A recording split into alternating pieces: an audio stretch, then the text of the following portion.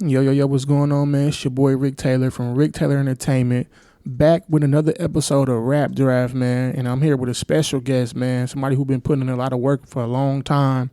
A dope artist, man. My boy KILLZ, man. What's going on with you, man? It's good, man. I appreciate it.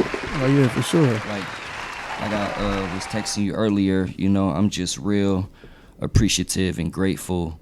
I'm really in that phase in my life right now. Yeah. It's deeper than just like how I'm interacting with my I don't know what we would be, colleagues. You know what I'm saying? But the people that in my field of music and entertainment, right?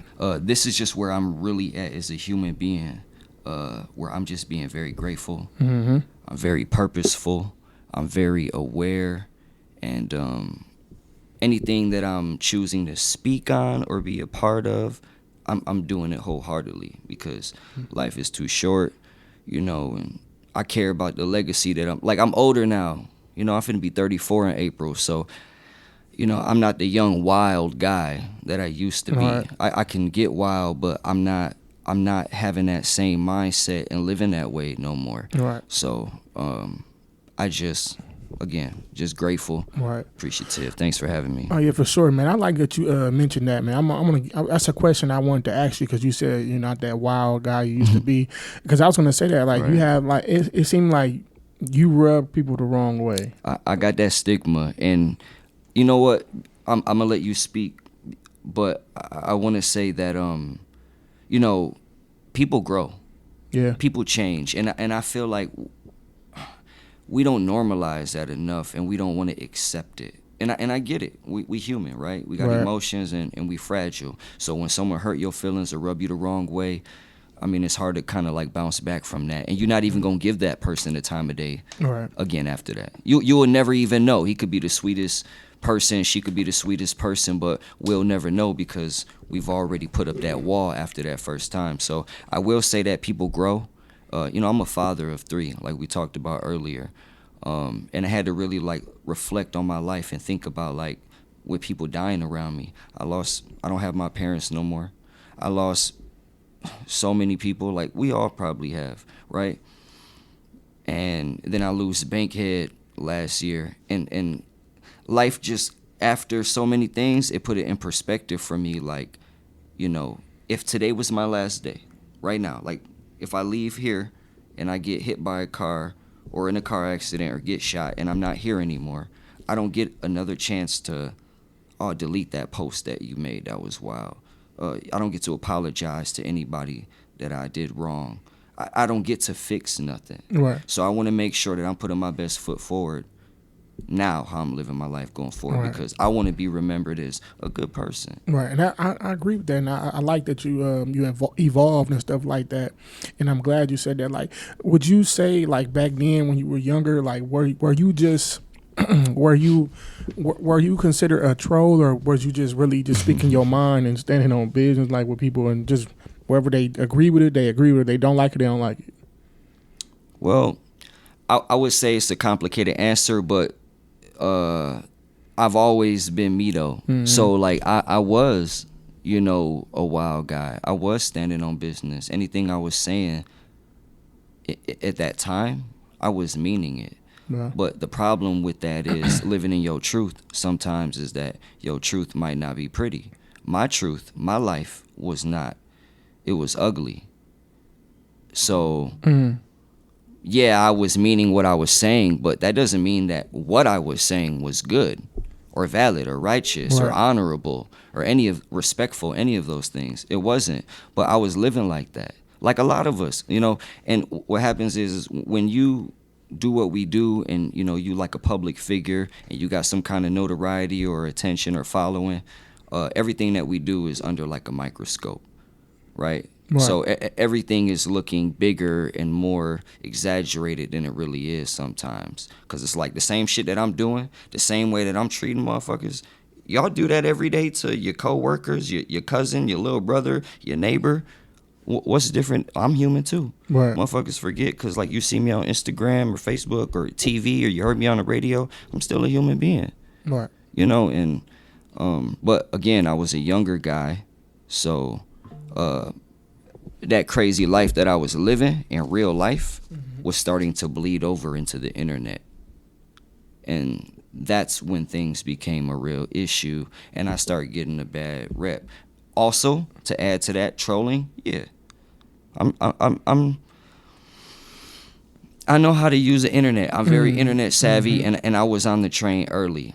You dig? So, like, yeah, I was trolling and doing a lot of things for attention and all these kinds of things. And I look at a lot of the stuff that I did, bro, and I'm embarrassed.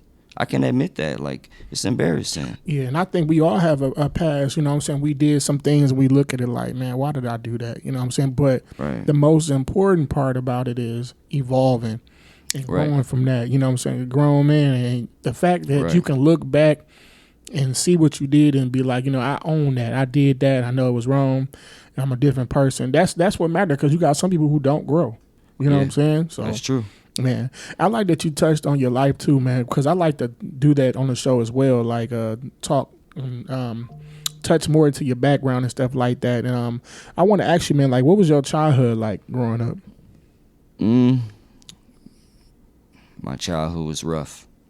You know, I never want to be that guy that's like, boo-hoo me, because I fully understand, and I'm aware that a lot of people in this world before me, presently, and way after me are always going to have a way shittier life than me. So I'm grateful for what I got and what I've been through, because it made me the person I am. But I would say my childhood was rough. Yeah. We were poor. And there's some things I don't want to speak about, because I don't want to like speak bad about my parents or anything. But it is my truth at the same time. I had a rough childhood. We were very poor. And also, I'm biracial. My dad is black, my mom is white.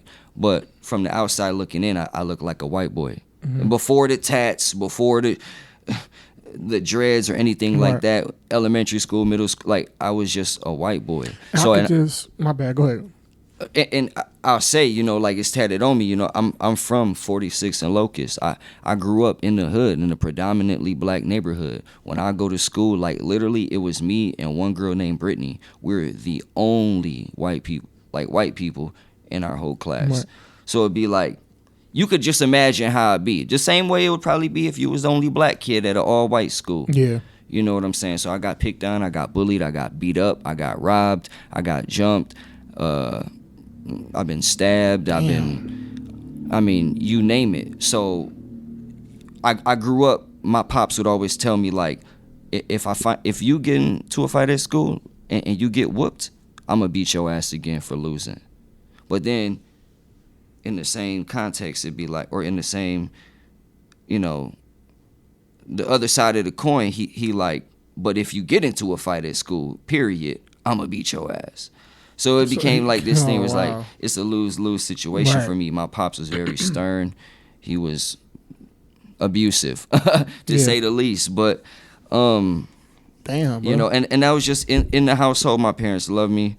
I know that. But outside of the household, like, you know, I got into the streets, and, like, I guess it's probably one of them typical stories where, like, I can speak on these things now that I'm an adult. Like, I'm a grown man.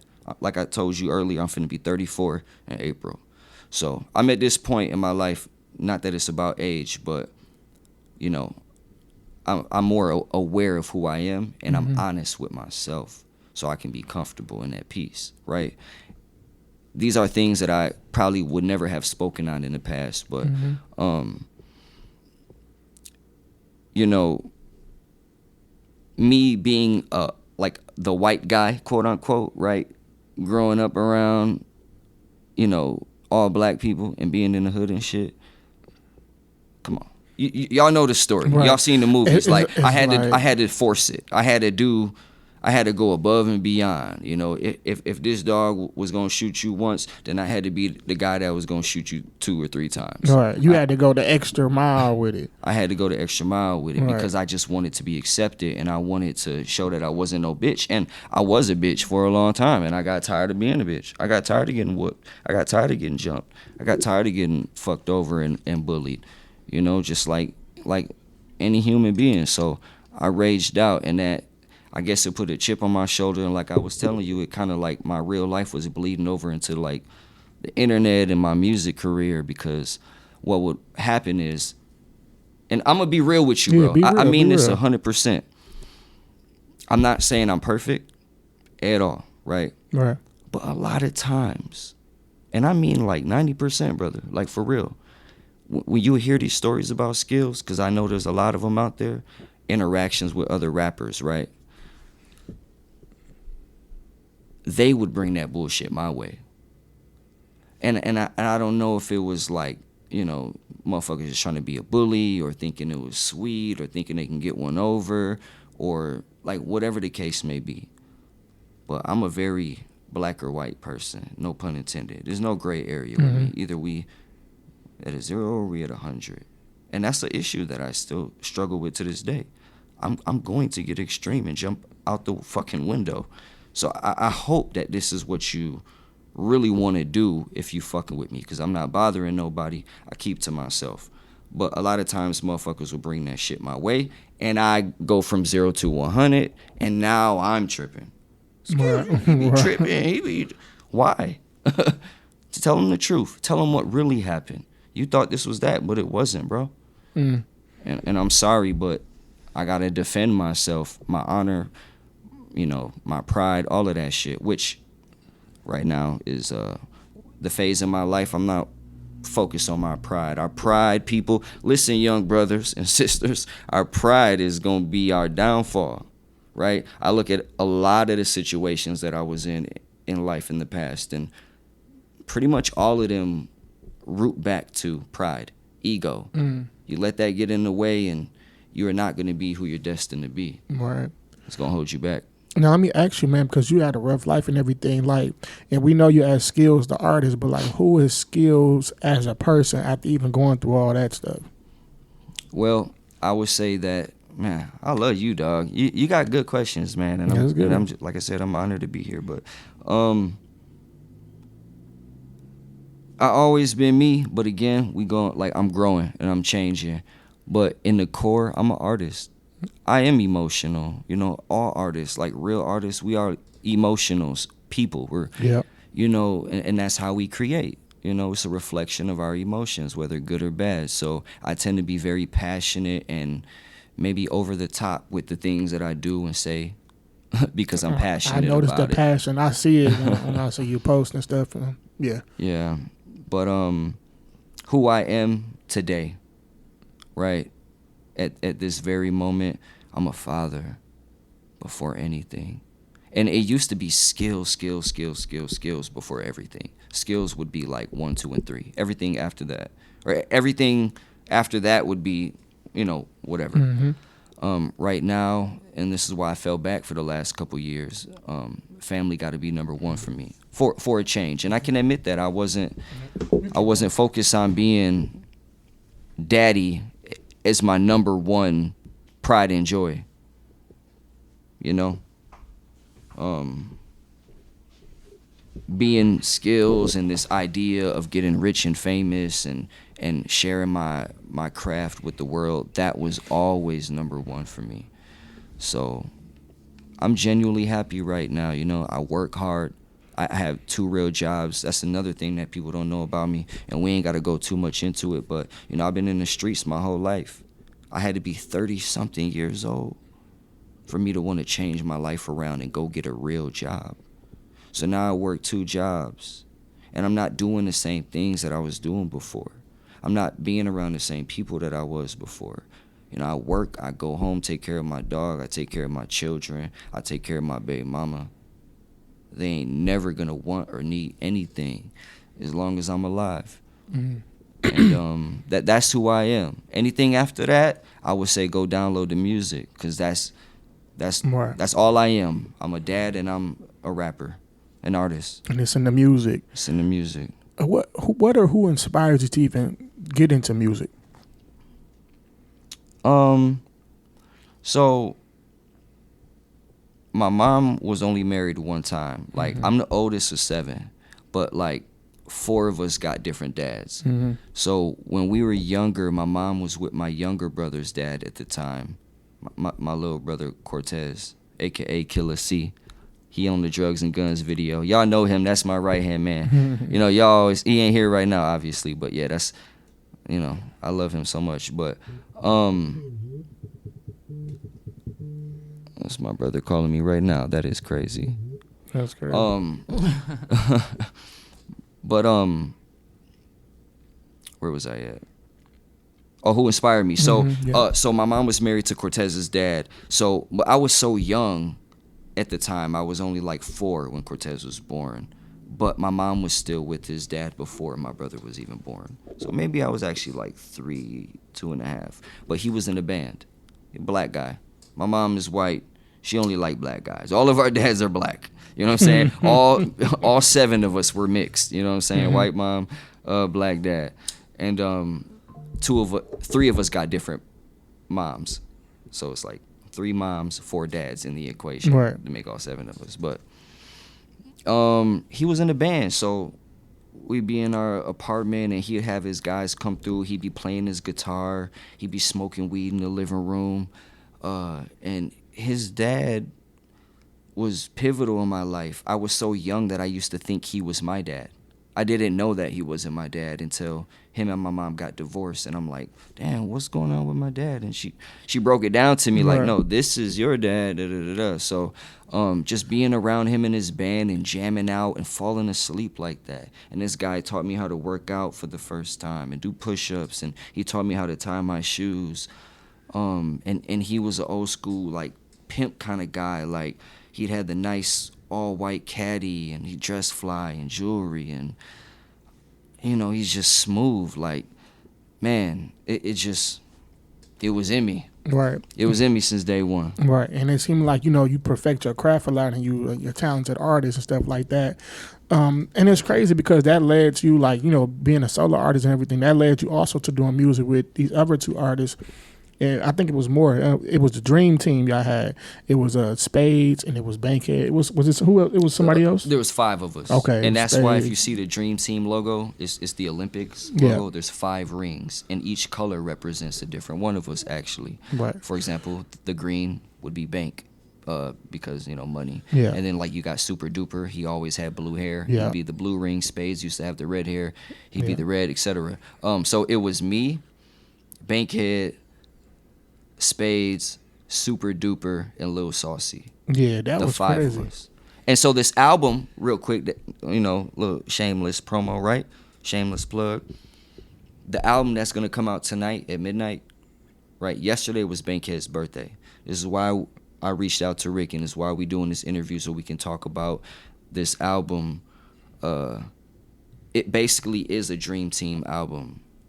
The 5 of us. A lot of songs before Bank passed away that we never put out, and some songs that we did after he passed in his honor, right? Like we went to the studio the day of the funeral and after the next day, and we were cooking. So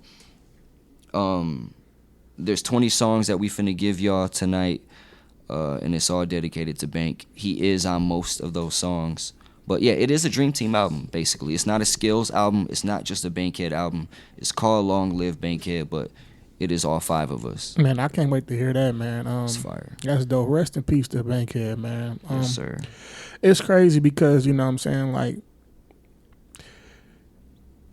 just thinking about, like, just that whole moment with Dream Team, that was a dope moment. And then I know, like, you and Spaidez was tight, and y'all had a falling out at the time. But now y'all back cool, which is cool. Mm-hmm. Like, I don't know if people really knew, like, why did y'all fall out? Like, what was that about? If you want to talk about that, like. Well, me and him have both grown a lot since then. But again, we artists, we emotional, we sensitive, we passionate. So it was more like it was like a music kind of thing that kind of like escalated, and the timing just wasn't good, man. I ain't gonna, it's a long story, but like a long story short, I had a tour coming up that I had put together in Atlanta, right? And it was gonna be like a 10-day tour or 7-day tour, but we were doing 10 shows, right?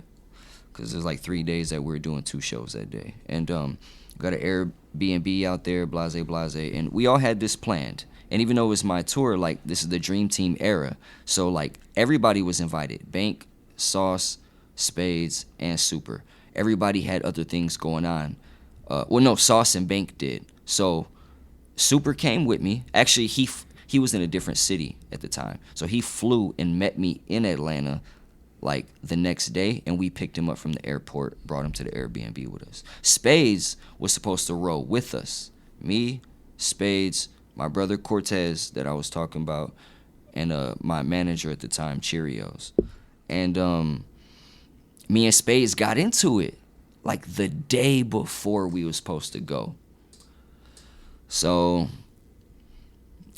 since we got into it, I ain't pick him up because we drove. We drove the Charger, my manager's car, to Atlanta, so we were supposed to pick him up. I didn't pick him up, and that was some bitch shit on me. I should have even communicated that with him, but I didn't, because in my mind I was like pissed at him, and I'm like, well, you should already know what it is. Like, we got into it crazy, and you think I'm finna pick you up and we finna go to Atlanta the next day and then spend fucking 18 hours in a car together when we ain't vibing right now, right?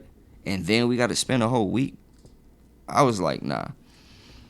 And but I told him on the phone when he called me, like, where you at? I'm like, we already hit the road, but I'm gonna hit you when I get back next week on Monday, and then we'll figure things out. And he didn't like that shit. So instantly when we got off the phone, he went on Facebook and made a long post about me, and then it just kind of escalated from there. Right. So it was like on our emotions, but I realized, hindsight, where I messed up at, and I know he realized where he messed up at. It shouldn't have never hit the internet, because I felt like if he wouldn't have said that shit about me online, then when I would have came back Monday, even though I know I hurt his feelings by not bringing him, we could have at least talked and moved forward. And nobody would have known nothing. You know, you got to keep family business internal. But it didn't happen. But that's how it be sometimes. You know, sometimes we take to the internet, or we just gotta express our feelings and we go vent. But it's good to see that y'all, like, you know, patch that up and stuff like that, because, you know, it could have turned bad. You know how I'm just glad y'all patched that up, man. Shout out Spaidez and everybody else, you know, doing their thing. Yeah, that's my brother, and he all over this album. He got a solo song on the album too. Now, I remember there was a time, I think you said you was working on, like, the Kanye project, Donda. Mm-hmm. Like, explain that. Like, what was you working on? Like, the actual album, or you just had, like, plugged, like, with the show or something, or what? So, what happened was, you know who Malik Yusef is? I think I heard of him. So he's from Chicago. He's a songwriter, influencer, whatever you want to call it. He's got Grammys and stuff. He's a big fan, friend of Kanye, and he's on Kanye's team. So you know who DJ Payne Payne One is? So they would host these, I'm sure they still do, but they would host like these conventions in Chicago, or all over, but you know, the closest that we would get to Milwaukee would be the Chicago ones, right? So I would go to these conventions. You pay a few $100s and you get like your little badge, and then like you can enter certain rooms. So like one room, Common was in there giving a lecture. Then over here you had Jazzy Faye, and then you had Dame Dash. Like, I mean, it was crazy. Like, it would just be like this building downtown Chicago, and it would just have all these rooms, and all these celebrities would be in there. Wyclef, like, just giving game, and you, whatever level your badge was, you'd be able to get into that room. So I paid for the songwriting committee. So I got in there with Malik, and they did like a process of elimination. Like, we had to do like a whole bunch of like little different not games, but like just like little like tests that they would do, like that we would all participate in, and then like you would get eliminated, like kind of like Wildin' Out. You know, it's like an improv of comedy. So it's like an improv of music, basically. Not all the way freestyle, but you know, whatever. So I got picked, and then I chose to go into this room with Malik and 2 other guys, and we wrote a whole bunch of records. and lyrics and hooks and melodies, and we signed paperwork, so I can't say too much more, but I wrote some stuff for Kanye that he used. Yo, that's dope. And what's crazy about it is it came full circle with the Donda thing with me and my brother Gino. We both got to be a part of it in Chicago at Soldier Field when he brought out DaBaby and Marilyn Manson, and Kim Kardashian was there. Yeah, like it was lit, and we were there for what, 3 days? Yeah, like 3 days, and we just got to be a part of the whole process, and we seen it, like, not built, because that house was supposedly his real house or whatever, and they brought it there, but we seen them build the rest of the set day by day, like, it was a part of the whole thing. But I did that songwriting for Kanye not 10 years ago, but like almost a decade ago, 7 years ago, 8 years ago, and he's just now using some of that stuff for the Donda album, and it just so happens that we were there for that. So yeah, that's crazy. We dope, got them bro. Donda checks. That's dope, man. Got them Donda checks and got that experience to be around that environment and stuff like that and get your feet wet with that. Right. Which is another thing I like to bring up too, because that's Chicago and you was kind of plugged in. You had a role on Empire. How did you get that? Well, crazy. Same group of people that put me on to this whole songwriting thingy, that committee. Damn, I forgot what their events were called. It'll come to me later, but they put me on the Empire thing, and I think we did the Empire thing first. It was literally around the same time, right. And I filmed obviously a lot with Empire, so it wasn't like a one-day type thing. But basically, I started off as an extra, and I kept doing my thing. I kept showing up. My image would gradually change, so I would resubmit my profile, and then the producer and director were like, hey, we really like your look and we want to use you for something more. And I was like, all right, and we set it up and we came and did a tryout, and they liked me, and they were like, okay, so we're going to write this script. We're going to need you to be, what's her name, Taraji, right? Yeah, Taraji, Cookie, right? We need you to be Cookie's artist. So if you see that clip, I was Cookie's artist, who got too lit, right, the night beforehand or whatever. But I was supposed to have a major role. What happened? Why they didn't give you the major role? Well, people, man, dude, this shit go deep, man. This interview crazy, bro. So a lot of people don't know, man, like, this shit really crazy. And I don't want to get too left field on your show, bro. But the day that I was supposed to film for the biggest moment of my life, still to this day, if I would have did that, that would have been the biggest moment of my life. You understand? Like, I would have been a star on the #1 show in the world at the time. Not the country, the world. Empire was one of them ones for sure. And I didn't even, like, I'm going to be honest, I didn't even really watch the show or, like, know anything about it prior. And I still really don't. So for me to, like, but it was, the stats are there. The proof, it was the #1 show.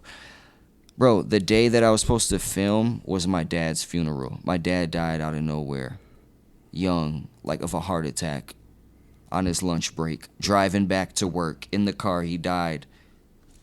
That's crazy. Lady beeping, like, what's going on? Getting mad at him. Finally, she get out the car, ready to snap on him, because she told us the story. She was getting ready to snap on him or whatever. Like, what are you doing, idiot type shit? And seeing that he was fucking, she didn't know he was dead, but something was going on. And the paramedics just didn't come in time because it was too late. But I had to make a choice, bro. Like, this is the craziest shit in the world, like a movie, bro. Like, either go to my pop's funeral or go to the biggest moment of my life. Right. That was no brainer. I'm going to Pop's funeral. I went to Pop's funeral. So not only it was not a good look because I cost the studio money, they charged me for that. I got penalized. I had to pay that. I had to pay them. And it's like a regular job. You know how like when you work a job, usually it's like a paycheck behind. So that way, like if you get fired and you break some shit on the way out because you're angry, they'll just keep that last check that they've been holding, and that'll cover the cost.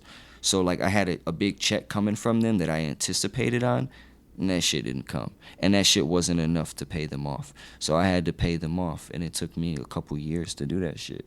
That's crazy. I never told nobody really that, but yeah, I heard on the rap draft. That's crazy, man. You know, you definitely been doing a lot of things, man. Like a lot of things people didn't know about and stuff like that, and you still got stuff going on. Like, you know, I want to ask you to end it out, man. Like, what's next for you? Well, right now, you know, I got the label Icon Music. You know, that's EYECON. And then the music is MUZIK. So we got Icon Music, the record label. Currently, the only artist on the label, KILLZ and Yo Gino. Yeah, I was gonna say that too. Is the artist right here sitting with you? Yes, sir. It's my brother. So like, you know, we got a lot coming this year. My plan was to drop an album every single month this year because I fell back from music for a few years and I haven't dropped a project in a couple years. Right. I wasn't recording. I wasn't focused on it. I was really pushing Gino. We got his first album that came out 2022, and then he put out an EP a few months ago, 2023. So then he's gonna have his mixtape debut drop this year. We got a group project, and then I'm gonna be dropping an album every month. Okay. January don't count because like I was supposed to drop that Bank album yesterday, the 31st, but DistroKid denied it last minute, so I had to change it. That ain't on me. Right. So on distro we playing sometimes. Yeah. That'll come out tomorrow, and then I'll drop another album this month, just to keep up with it, basically. So some of the albums are 20 songs, some are gonna be EPs, some are gonna be mixtapes. But yeah, this album Long Live Bankhead drops on all platforms tonight. 20 songs. It's beautiful. Man, I can't wait to hear it, man. Y'all make sure y'all be tapped in, man. Long live Bankhead. Rest in peace to him. And man, they got a lot of artists on there, man. The DreamTeam is back on there. You know what I'm saying? So it's finna be lit, man. Let the people know where they can find you at, man. You can find me pretty much anywhere. It's not Twitter no more. It's X, which I don't. Right, that's crazy. I ain't used that shit probably ever. Not even when it was Twitter. It's a porn site now. Damn near. But I'm on that. I'm on Instagram. I'm on Facebook. I'm on YouTube, and I'm on iTunes, Spotify, and everywhere else. If you notice that some of my music, or actually all of my music, is not on all platforms anymore, it was removed, and I'm gonna be re-releasing everything. So very soon you're gonna start getting all my projects that I've ever released from 20 years ago. I'm gonna start dropping all that stuff this year. I ain't holding nothing back. But yeah, my YouTube channel is Milwaukee's Best, and I'm $KILLZ Skills. Yeah, man. Thank you for coming on the show, man. Y'all know what it is, man. My boy Skills and Appreciate came. you having me, bro. Yo Gino, you know what I'm saying? Y'all know what it is. Rick Taylor, Rap Draft, we out.